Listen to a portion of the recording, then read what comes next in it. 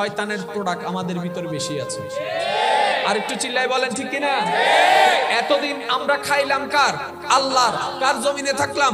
আল্লাহর। কার দেওয়া রিজিক? আল্লাহর। কার দেওয়া দেহ? আল্লাহর। এবার বাপ নাই বান্দা পড়ে গেল, কিরে আমার দেহটা আল্লাহর, আমার চোখটা আল্লাহর, আমার হাতটা আল্লাহর, আমার পাটা আল্লাহর, আমার হায়াতটা আল্লাহর, আমার কল্পটা আল্লাহর, আমার মাথাটা আল্লাহর, আমার জমিনটা আল্লাহর, আমার দেহটা আল্লাহর, আমার খাওয়াটা আল্লাহর, আমার পানিটা আল্লাহর। সবকিছু যদি আমার আল্লাহর হয়, আমার ভিতর শয়তান ঢুকলো কেমনে? শয়তানের প্রোডাক্ট ঢুকলো কেমনে? হাই হাই বুঝতে তো পারি নাই। বান্দা যখন বুঝতে শুরু করলো, আস্তে আস্তে শয়তানের প্রোডাক্টগুলোকে বাইর করে দেওয়া শুরু করলো, বয়কট করা শুরু করলো। হিংসা বয়কট, অহংকার বয়কট, লোভ বয়কট, মারামারি বয়কট, বিদ্বেষ বয়কট। বয়কট করতে করতে যখন সে শয়তানকে দূর করে দিবে, যতই শয়তান থেকে সে দূরে সরে আসবে, ততই রহমানের প্রিয় বান্দা হতে থাকবে। ইসলাম কি, কেন? দুইটা প্রশ্ন, কি এবং কেন। এই দুইটা যদি আমরা বুঝতে পারতাম, আজকে ইসলাম নিয়ে ঝগড়া করতাম না, ইসলাম নিয়ে মহাব্বত করতাম। কারণ পৃথিবী যখন অশান্তির মধ্যে ছিল এক সময়, এই তো সেই ধর্ম ইসলাম যেটা পৃথিবীতে আবির্ভাবের পরে, প্রকাশ হওয়ার পরে অশান্তিকে শান্তি রূপান্তর করেছিল, ঝগড়াকে বন্ধ করে দিয়েছিল, মায়া মহাব্বত প্রতিষ্ঠা করেছিল। এটাই তো সেই ধর্ম ইসলাম।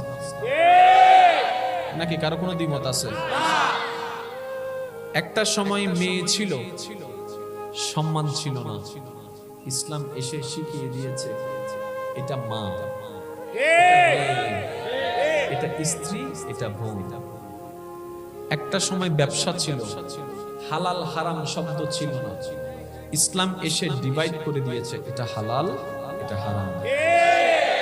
তাহলে ইসলাম কেন? ইসলাম হচ্ছে শান্তি প্রতিষ্ঠিত করার জন্য।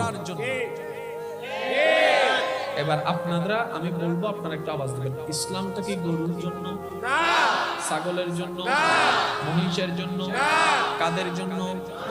আরো জোরে বলেন, কাদের জন্য? এবার বলেন, পৃথিবীটা কি গরুর জন্য, ছাগলের জন্য, হাঁসের জন্য, কাদের জন্য? তাহলে পৃথিবীও মানুষের জন্য, এই ইসলামও মানুষের জন্য। এবার বলেন, পৃথিবীটা কার? জমিনটা কার? আসমানটা কার? গাছটা কার? পাহাড়টা কার? জঙ্গলটা কার? সাগরটা কার? তাহলে আল্লাহর জমিনে আমরা সবাই থাকছি, এটাই বাস্তব। তো কিভাবে থাকছি? বারাটিয়ার মতো। একটু বুঝবেন, জমিনটা আল্লাহ, যেহেতু আমি আপনি থাকছি, তো কি হিসেবে থাকছি? বারাটিয়া। তাহলে এবার মালিককে, তো ওনার, যেহেতু ওনার মালিকানায় আমরা আছি, ওনার মতোই তো চলতে হবে। এবার উনি আমাদেরকে এখানে পাঠালেন কেন?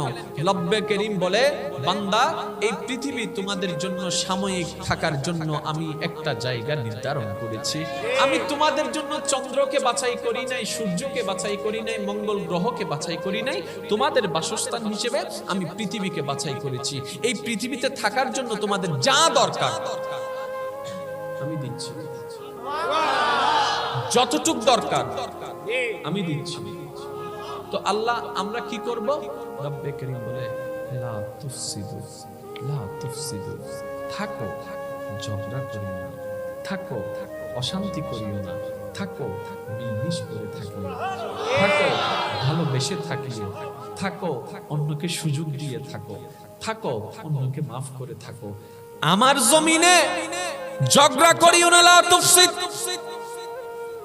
যদি তুমি ঝগড়া না করে ইসলামটাকে গ্রহণ করতে পারো, তোমার ঈমানটা মজবুত করতে পারো, এইভাবেই যদি কালিমা নিয়ে মৃত্যুবরণ করে হাসরে আমার কাছে আসতে পারো, ঈমানটা যদি মজবুত থাকে, আমল যদি কমও থাকে, বান্দা, লা তাহজান, চিন্তা করিও না, তোমার জন্য আমি ক্ষমার ব্যবস্থা রেখে দেব।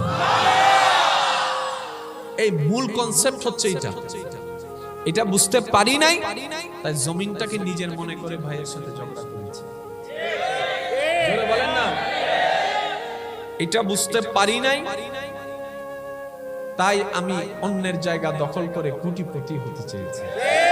যদি কনসেপ্ট এটা বুঝতে পারতাম, আমার বলতে কিছু, জোরে বলেন না, আমার বলতে কিছু, যেখানে আমারই নাই অহংকার কি, যেখানে আমারই নাই হিংসা কি, যেখানে আমার কোনো ব্যাংক নাই লোভ কি।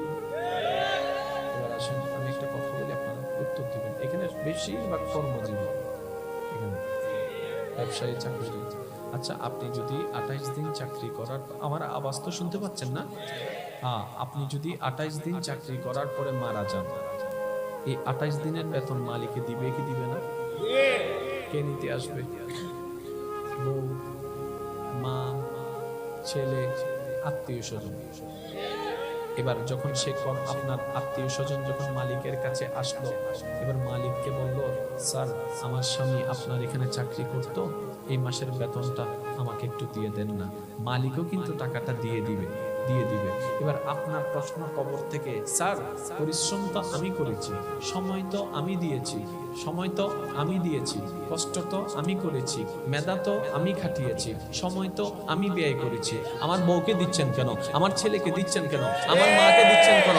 আমার পরিশ্রম বেতনটা আমাকে না দিবেন? আমাকে দিতে না পারলে কাউকে দেওয়ার দরকার নাই। তখন মালিক উত্তর দিবে, আরে তুই একটা গাদার মতো খাতরা কেটেছিস, তুই বুঝতে পারস নাই। পরিশ্রম তোর ছিল, কিন্তু পেট চলেছে তোর পরিবারের, তার মানে তুই পরিবারকে চালানোর জন্য পরিশ্রম করেছিস, সেটা আমি জানি। তোর পরিশ্রম তোর হলো, বেতন তারা পাওয়ার অধিকার রাখে, তাই তাদেরকে দিয়ে দিলাম। এবার কবর জগৎ থেকে আপনি ভাবতে লাগলেন, শনি রবি সোম 1 2 3 আমি পরিশ্রম করলাম, বেতন যদি পরিবার খায়, তাহলে আমার পরিশ্রমের আমার বেতন কই? আমার বেতন কই? আমার বেতন কই? আমার বেতন কই? আমার পারিশ্রমিক কই? আমার বলতে তো কোনো কিছু নাই।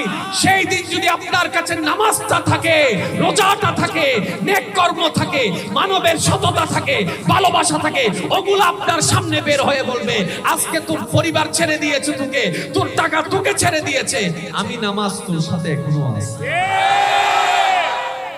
আল্লাহু আকবার।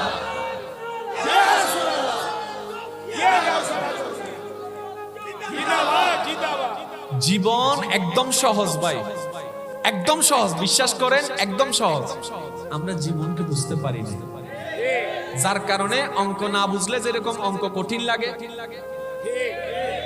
ব্যবসা না বুঝলে ব্যবসা কি লাগে?